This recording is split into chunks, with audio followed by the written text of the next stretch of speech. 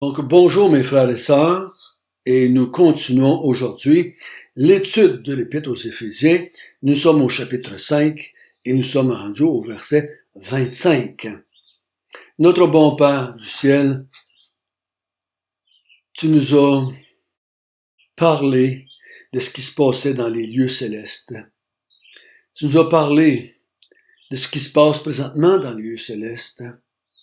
Et tu nous dis que nous, en tant que ton peuple, étant associés à ton Fils Jésus, étant en Christ, nous devons manifester ce qui s'est passé en nous à cause de toi, à cause de ton plan, à cause de l'œuvre de Jésus-Christ, à cause que cet esprit est en nous. Donc, en pensant à cela, nous regardons la vie d'Église qui doit manifester cela. Donc, aide-nous à bien comprendre afin qu'on soit un reflet de ta gloire. Amen. Dans cette partie qu'on appelle la côté pratique, l'auteur a commencé en disant « Marchez de façon digne de l'appel que Dieu vous a fait, de vous unir à Christ, de devenir son peuple, de devenir son sacerdoce, parce que quand il parle de maison, c'est son peuple, mais quand il parle de temple, on parle de sacerdoce, on parle de prêtre dans le temple de Dieu. Donc, il dit, vous avez été appelés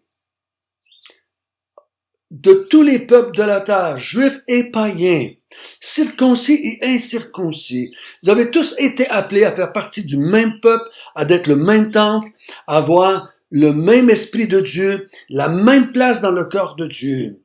Vous avez tous reçu le même salut. Vous avez tous la même espérance. Vous avez tous été devenus l'habitation de Dieu en esprit. Vous êtes tous pareils. Hommes, femmes, noirs, blancs, juifs, païens, de toutes les nations du monde, Dieu se crée un peuple qui a été uni par l'Esprit de Dieu. C'est quelque chose qui fait la gloire de Dieu. Et on a vu au chapitre 3 que les autorités et les dominations dans les lieux célestes sont émerveillées en regardant l'Église. Ils peuvent comprendre la sagesse infiniment variée de Dieu. Personne n'avait vu venir, même dans le ciel, le salut que Dieu avait réservé à son peuple. Nous avons vu qu'il dit marcher dans l'unité de l'esprit, marcher dans une unité de foi, marcher non pas comme les païens, mais comme des gens qui vivent une nouvelle vie, marcher dans l'amour de Christ, marcher en tant qu'enfant de lumière. Et maintenant, il dit marcher rempli de l'esprit. Il dit quand vous êtes rempli de l'esprit, il dit ensemble, hommes, femmes, grecs, juifs, riches, pauvres, maîtres, esclaves, rois, sujets, de toutes les couches sociales imaginables et possibles. Ensemble, vous louez le même Dieu pour les mêmes raisons. Vous rendez les mêmes actions de grâce parce que Dieu vous a élu, prédestiné, racheté, et il vous a établi héritier, il vous a scellé de son Esprit Saint. Vous êtes tous ensemble assis dans les lieux célestes en Jésus-Christ et vous avez tous accès au même Dieu. Maintenant, ce Saint-Esprit que je vous ai donné, qui est l'instrument, je dirais, unique pour nous aider à vivre la vie chrétienne, pour nous aider à célébrer les gloires de Dieu pour ce qui a été fait en Jésus-Christ à notre égard. Donc, il dit, quand vous êtes remplis de l'Esprit, vous allez ensemble, vous allez vous exhorter, vous allez chanter, vous allez vous célébrer, vous allez rendre grâce et vous allez vous soumettre les uns aux autres. Et donc, encore une fois, le but de la soumission mutuelle ici, c'est pour manifester que tout le monde est égaux dans l'Église. Tout le monde a le même statut. Tout le monde a la même destinée. Tout le monde a la même grâce, la même justice Tout le monde est pareil. C'est ça que la soumission mutuelle exprime et glorifie Dieu. Dieu a emmené des hommes et des femmes de toutes les nations à célébrer Dieu, leur Créateur et leur Sauveur. Il dit, quand vous êtes remplis de l'Esprit et que vous êtes une épouse, vous allez être soumis à votre mari comme au Seigneur. Parce que votre mari est soumis aussi au Seigneur. Ici, on parle de ça. On ne parle pas de la soumission de la femme avec un mari non sauvé. Pas dans notre contexte d'Éphésiens. Je vais avoir un autre contexte pour ça. Allez voir dans Pierre. Il en parle dans Pierre. Mais ici, c'est une femme chrétienne qui adore Dieu, qui fait partie du corps de Dieu, qui est soumise au Seigneur parce qu'elle fait partie de l'Église. Jésus l'a dit. L'Église est soumise. Il n'y a pas d'Église insoumise. Ça n'existe pas. OK? Donc, il dit, de même que l'Église est soumise, c'est un fait. L'Église est soumise au Seigneur. La femme est soumise au Seigneur parce qu'elle fait partie de l'Église. Et l'homme est soumis au Seigneur parce qu'il fait partie de l'Église. Mais dis-toi, étant soumise au Seigneur, sois soumise à ton mari spirituellement aussi, comme lui, il est soumis spirituellement aussi. Et aujourd'hui, on va voir le côté du mari. Le mari et la femme vont montrer ce que le Dieu a fait. Le mari et la femme vont manifester ce que Dieu a fait dans chacun d'eux. Et pour faire que Dieu soit célébré dans le monde invisible et dans l'Église. Donc il dit, on a vu ça pour les femmes hier. Aujourd'hui, les hommes. Verset 25. Marie, que chacun aime sa femme comme Christ a aimé l'Église et s'est livré lui-même pour elle, afin de la sanctifier en la purifiant et en la lavant par l'eau de la parole, pour faire paraître devant lui cette Église glorieuse, sans tache ni ride, ni rien de semblable, mais sainte et irréprochable. C'est ainsi que le mari doit aimer sa femme, comme son propre corps. Celui qui aime sa femme s'aime lui-même, car jamais personne n'a haï sa propre chair, mais la nourrit et en prend soin, comme Christ le fait pour l'Église, parce que nous sommes membres de son corps. C'est pourquoi l'homme quittera son père et sa mère, s'attachera à sa femme, les deux deviendront une seule chair. Ce mystère est grand, je dis cela en rapport à Christ et à l'Église. De reste, que chacun de vous aime sa femme, et comme lui-même, et que la femme respecte son mari. Donc ici, encore une fois, dans notre contexte d'Éphésiens, allez pas me chercher là, des versets un peu partout dans la Bible. Dans le contexte d'Éphésiens, il faut comprendre qu'est-ce que l'apôtre Paul est en train de dire. Là, maintenant, dans Éphésiens, avec la doctrine qu'il nous a donnée dans les 3 premiers chapitres, c'est comme ça qu'il faut comprendre les Écritures. C'est pas d'essayer d'expliquer Éphésiens avec un verset de l'Apocalypse, puis un verset des Psaumes, puis un verset de Romains, puis un verset... Non, on explique Éphésiens par Éphésiens, premièrement. Ça peut être soutenu après par d'autres versets, mais il faut comprendre le texte dans son contexte. Il dit maintenant, l'homme, le mari, lui-ci va premièrement, quoi? Lui-même est soumis au Seigneur. C'est ça qu'il va se rappeler. Moi, faisant partie de l'Église qui est soumise au Seigneur, je suis moi-même soumis au Seigneur. Et la femme qui est avec moi est soumise au Seigneur. Donc là, on parle de 2 croyants qui sont soumis au Seigneur. OK? Cherchez pas, là, des cas hypothétiques pour essayer de comprendre. C'est de comprendre qu'ici, l'auteur dit, parce que vous êtes 2 enfants de Dieu, qui êtes soumis au Seigneur, toi, le mari, t'es soumis au Seigneur, ta femme est soumise au Seigneur. Donc, il va aimer sa femme comme Christ a aimé sa femme. OK? Donc, Christ l'a aimé, l'Église. C'est ce qu'il dit au verset 25. Christ a aimé l'Église. Donc, l'Église, c'est sa femme aussi, dans le sens que l'épouse de cet homme-là, Christ l'a aimé. Et Christ a aimé cet homme-là aussi. Et qu'est-ce qu'il a fait pour la femme et pour l'homme? Il s'est livré lui-même pour elle. Il n'a pas fait ça juste pour les femmes, il n'a pas fait ça juste pour les maris, il a fait ça pour les deux. Il a fait ça pour l'Église.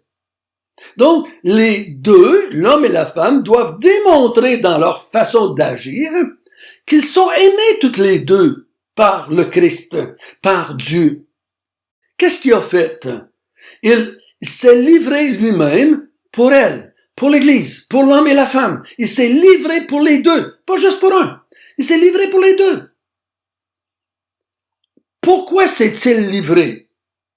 Il s'est livré afin, voici la raison pourquoi, afin de la sanctifier en la purifiant et en la lavant par l'eau de la parole. Donc, Jésus aime l'Église, il s'est livré lui-même à la mort, afin de pouvoir, écoutez bien ceci, là, c'est pas la mort qui sanctifie dans notre texte ici, c'est pas la mort qui la lave, c'est pas ça. C'est la mort de Christ à la croix, qui s'est livré à Dieu, a rendu possible que l'Église, l'homme et la femme, le conjoint et son épouse, les deux soient sanctifiés et lavés par l'eau de la parole. La mort de Christ a rendu possible, par la proclamation de l'Évangile, rendu possible que les hommes et les femmes soient sanctifiés et purifiés par la parole. La proclamation de cette mort de Jésus-Christ qui s'est livré lui-même rend possible de sanctifier et de laver la femme de Christ, l'épouse de Christ, l'Église. De même maintenant, moi, même si je donnerais ma vie pour ma femme, ça la sanctifiera pas, puis ça la purifiera pas, puis ça fera rien de ça, là. OK? Même si je me lancerai en dessous du camion pour la sauver, ça changera pas spirituellement sa vie. On va peut-être trouver que j'étais bien gentil, j'étais bien fin de le faire, mais ça changera pas spirituellement son état et sa destinée éternelle. Mais ici, faut bien comprendre, il s'est livré lui-même pour l'Église afin que cette Église-là soit sanctifiée en la purifiant en la purifiant et en la lavant par l'eau de la parole. Donc c'est la parole de Dieu qui est proclamée, qui a fait que mon épouse est devenue chrétienne, qu'elle fait partie du peuple de Dieu. Et moi, c'est par la proclamation de l'Évangile que j'ai entendu, de ce Jésus qui s'est livré à la mort, qui j'ai cru et ça m'a purifié et ça m'a lavé. Et pourquoi fait-il ça? C'est pour faire paraître devant lui cette Église glorieuse, sans tache, ni ride, ni rien de semblable, mais sainte et irréprochable. Donc, Jésus, il purifie, il lave par l'eau de la parole, par la prédication de la parole. Qu'est-ce que ça produit, cela? Ça a produit une Église glorieuse, pleine de gloire. Cette Église, elle est sans tache, elle est ni ride, elle n'est ni rien de semblable, mais elle est sainte et irréprochable. On l'avait vu dans le chapitre 1. Il nous a élus afin qu'on soit saint et irréprochable. Donc, on l'est saint et irréprochable. Je peux pas améliorer ma femme si elle est déjà sainte et irréprochable. Je peux pas penser que je vais améliorer ma femme par ma conduite ou par mes paroles. Elle est déjà sainte, l'Église. Et l'Église, c'est ma femme et moi. Nous sommes déjà saints. Nous sommes déjà irréprochables aux yeux de Dieu. Et c'est ainsi qu'il dit que maintenant le mari, qu'est-ce qu'il va faire le mari? Il doit aimer sa femme comme son propre corps. Celui qui aime sa femme s'aime lui-même. Donc, il va, lui-ci, faire la même chose que Christ. Il ne peut pas se livrer à la mort. Ça n'aura pas de sens. Ça n'aura pas le sens, ça n'aura pas l'impact de la mort de Christ. Mais il va considérer sa femme comme le Christ a considéré sa femme. Christ a donné sa vie pour la rendre pure et irréprochable. Il va la considérer comme telle. Mon mari, c'est un homme élu, prédestiné, enfant de Dieu, héritier, racheté, scellé, assis dans les lieux célestes. Mais le mari va dire, ma femme, elle est aussi un élu, elle est aussi une prédestinée d'être adoptée comme enfant de Dieu. Elle a été rachetée par le sang de la croix. Je vais la considérer comme le Christ la considère, comme un être pur et irréprochable, aux yeux de Christ et aux yeux de Dieu. J'ai pas le rôle de la rendre pure et et irréprochable. Si tu prends ça comme mari, comme but de rendre ta femme meilleure, tu vas ployer sur le fardeau, tu vas réaliser ton incapacité. Comme chaque femme qui pourrait essayer d'améliorer son mari, de faire de son mari un meilleur chrétien, elle va ployer aussi devant son incapacité à le faire. Non, c'est que ma décision de me soumettre à mon mari démontre que je le considère comme un élu, démontre que je le considère comme un racheté, comme un héritier du ciel et de la terre, comme un scellé, comme le temple de Dieu. Et moi, en tant que mari, parce que ma femme, elle est aussi, a été purifiée comme moi, je vais la considérer comme mon égale, je vais la considérer qu'elle a le même statut que moi, je vais la considérer comme étant héritière comme moi. Je ne vais pas lui donner un statut secondaire. Dans l'Église, je vais la considérer comme Christ l'a considéré. Je peux pas faire envers ma femme l'œuvre que Christ a accomplie envers ma femme. Je peux pas. Mais Christ, en se livrant pour ma femme, pour la rendre pure et irréprochable, il démontre l'importance que cette femme-là, elle avait à ses yeux, elle. Quand tu te livres à la mort pour sauver quelqu'un, tu te démontres que cette personne-là est importante pour toi. Et moi, je vais faire comme le Christ, je vais démontrer que cette femme-là est importante aussi pour moi. Quel est mon égal spirituellement? Quel est un enfant de Dieu comme moi? Et là, il dit, celui qui s'aime, aime sa femme, s'aime lui-même. Si j'aime ma femme à cause de l'œuvre de Christ en elle, je m'aime moi-même parce que Jésus a fait la même œuvre en moi aussi. Car jamais personne n'a haï sa propre chair, mais il la nourrit et en prend soin comme Christ le fait pour l'Église. Christ prend soin de l'Église dans le sens qu'il la nourrit de la parole, et l'homme va faire la même chose aussi. Il va parler, encourager, fortifier, comment je dirais ça, stimuler cette femme-là à refléter l'œuvre de Dieu dans sa vie. C'est pour ça que j'essaie juste de vous faire comprendre, là. Le but de l'amour du mari pour sa femme, ce n'est pas de rendre sa femme meilleure, ce n'est pas pour passer pour un bon mari, c'est pour la gloire de Dieu. C'est parce qu'il veut que Dieu soit exalté et célébré de l'œuvre qu'il a faite en lui et en son épouse. Il dit, jamais personne n'a haï sa propre chair. Il en prend soin, comme Christ le fait pour l'Église, parce que nous sommes membres de son corps. Okay? Donc, nous faisons partie du corps de Christ. Christ prend soin de nous. Et nous autres, on est formant un, comme il dit au verset 31, nous formons une seule chair. L'homme va prendre soin de son épouse spirituellement. Il va pas essayer de la rendre meilleure, il va essayer de l'encourager à maintenir la foi, à exalter le Seigneur, à célébrer, à chanter avec lui, à rendre grâce avec lui, à louer le Dieu qui les a sauvés toutes les deux. C'est ça qu'il va faire. Ce mystère est grand, je dis cela par rapport à Christ et à l'Église. Qu'on est devenu une seule chair avec Christ. Mon épouse est devenue une seule chair avec Christ. Je suis devenu une seule chair avec Christ aussi. C'est un mystère qui est grand. Hein, c'était quelque chose qui était caché, qu'on n'aurait jamais pu croire que Dieu, son salut, serait accompli par le fait qu'il va associer des hommes et des femmes de toutes les nations, de toutes les langues, de toutes les couleurs, à son Fils Jésus. C'est mon association avec le Christ. C'est le fait que je suis en Christ, par la grâce de Dieu, que je suis sauvé. C'est pour ça qu'il dit, au verset 33, du reste, que chacun aime sa femme comme lui-même et que la femme respecte son mari. Cet amour pour sa femme et ce respect pour son mari sont possibles seulement si les deux personnes sont remplies du Saint-Esprit, si les deux personnes sont soumises au Seigneur Jésus, et ces deux personnes-là, s'ils sont comme ça, il va y avoir respect mutuel et il va y avoir un amour mutuel. Quand il dit à l'homme d'aimer sa femme, ça ne veut pas dire que la femme ne doit pas aimer son mari.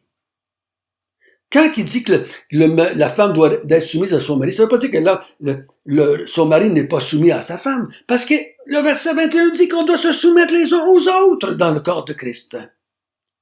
Mais dans le couple, il va y avoir cette manifestation, ce respect et cet amour mutuel découle du fait que les deux savent qu'ils ont le même statut, la même origine en Christ et la même destinée. C'est ça doit ressortir que les hommes et les femmes sont égales dans la nouvelle alliance ou dans le nouveau peuple de Dieu. Notre bon Père du ciel, merci que tu nous as aimés, tu as aimé ton Église, donc tu as aimé mon épouse et tu m'as aimé moi, de la même façon, avec la même force, avec les mêmes vérités, tu l'as sanctifié, tu l'as purifié, tu l'as lavé, tu m'as purifié, tu m'as sanctifié, tu m'as lavé par l'eau de la parole. Ô Seigneur, fais qu'on se respecte et qu'on s'aime et qu'on puisse vraiment manifester que ton œuvre en nous est la même dans le passé, avant le commencement du monde et jusque dans l'éternité. Nous sommes ton peuple également. Amen.